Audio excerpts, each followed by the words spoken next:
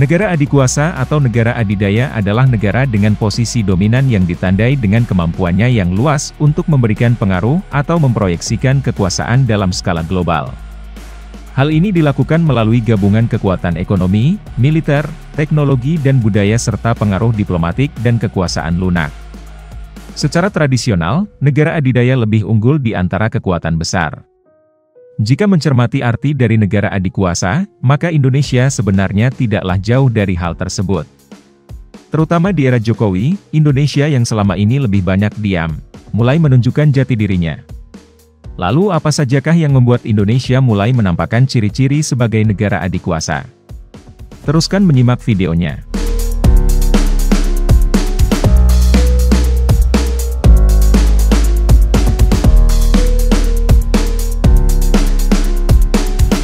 Yang pertama adalah, mempengaruhi banyak perdagangan internasional.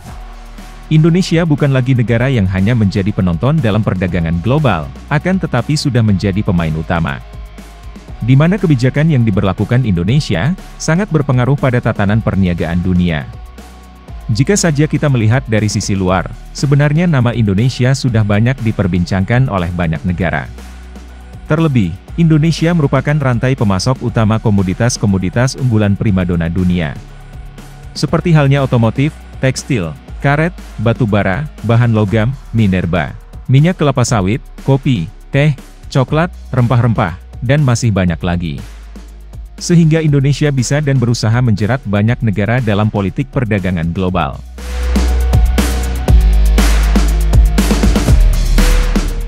Ini yang harus betul-betul desain ini secara konsisten harus kita lakukan terus.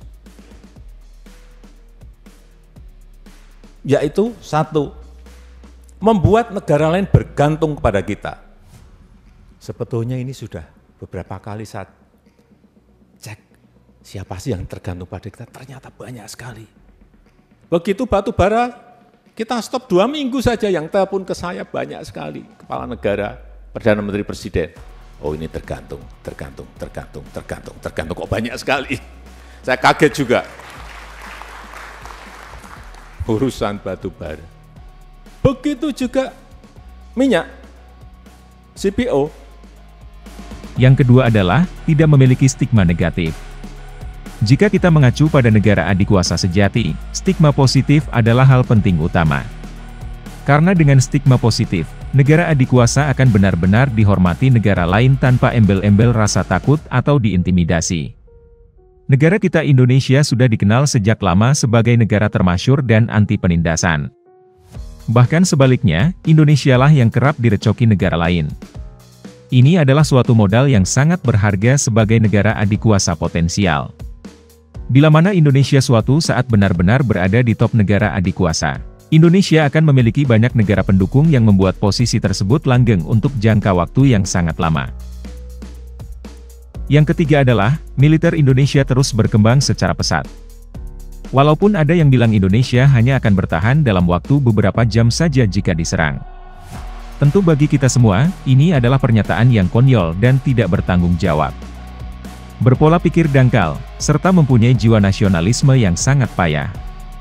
Indonesia sejatinya adalah negeri yang sulit ditaklukkan saat sekarang. Militer kita bahkan berada di urutan top 15 dunia. Dalam industri militer pun kita berada jauh di atas negara-negara tetangga. Begitu pula dengan anggaran belanja militer. Negara kita bukan negara yang kaleng-kaleng. Bahkan, sebenarnya Indonesia sudah punya cukup kekuatan untuk melakukan invasi. Menjadi negara adikuasa, kekuatan militer adalah salah satu elemen utama yang tidak dapat digantikan. Menyongsong masa depan, Indonesia sudah menyiapkan banyak program unggulan di dalam militer. Guna memberikan dampak psikologis ke negara-negara lainnya, terhadap pengaruh geopolitik Indonesia. Dalam artian, jika militer Indonesia semakin maju, maka nilai tawar Indonesia dalam negosiasi internasional akan semakin kuat. Dan Indonesia perlahan tapi pasti sudah menunjukkan konsistensinya dalam hal tersebut.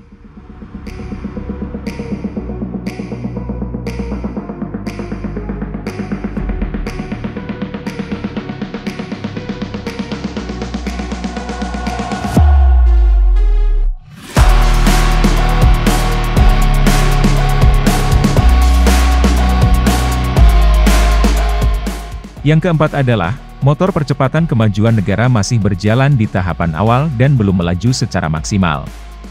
Namun, Indonesia sudah dianggap banyak negara lain mengalami kemajuan yang cukup pesat. Sebagai warga Indonesia, kita sangatlah tahu persis keadaan di dalam negeri. Masih banyak yang belum dimaksimalkan, baik dalam bidang sumber daya alam maupun manusianya.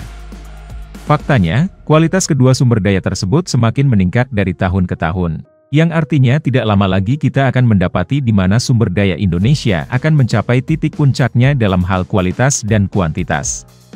Jika kita dapat terus konsisten, kita akan merasakan semangat kemajuan seperti bangsa Eropa pada revolusi industri di abad ke-18, Amerika di pasca Perang Dunia Kedua, atau seperti kemajuan bangsa China di masa sekarang. Di mana kita atau Indonesia di hadapan, akan menjadi perhatian negara-negara dunia. Indonesia bukanlah negara seperti Vietnam, yang sudah sekuat tenaga mati-matian secara maksimal untuk melaju dan bahkan belum bisa mengalahkan ekonomi Indonesia saat ini.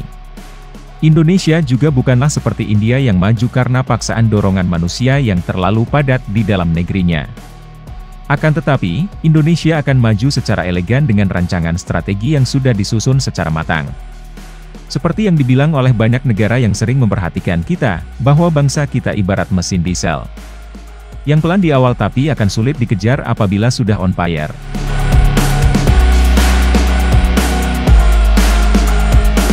Jika kita masih berpikir secara pesimis, kiranya kita juga harus mempertimbangkannya kembali secara adil. Karena faktanya, negara kita sudah banyak melakukan terobosan kemajuan yang tidak bisa dilakukan oleh negara lain. Begitu juga dalam permasalahan di dalam negeri, pemerintah kita lebih sigap dari banyak negara dalam menangani segala persoalan. Di mana di negara lain kita melihat persoalan yang tidak kunjung henti menghantui warganya. Baik dalam masalah ancaman ekonomi maupun keamanan. Baik di negara berkembang sekalipun negara maju. Sementara di Indonesia yang kita cintai ini, kita hanya cukup keluar dari rasa malas untuk bekerja lebih giat. Tidak ada negara di dunia yang seindah surga, tapi kita selalu memperjuangkan apa yang kita cita-citakan. Bersama rasa optimis, sekali lagi kita akan menghantarkan Indonesia ke puncak kejayaan. Terima kasih sudah menonton sampai akhir dan sampai jumpa di video selanjutnya.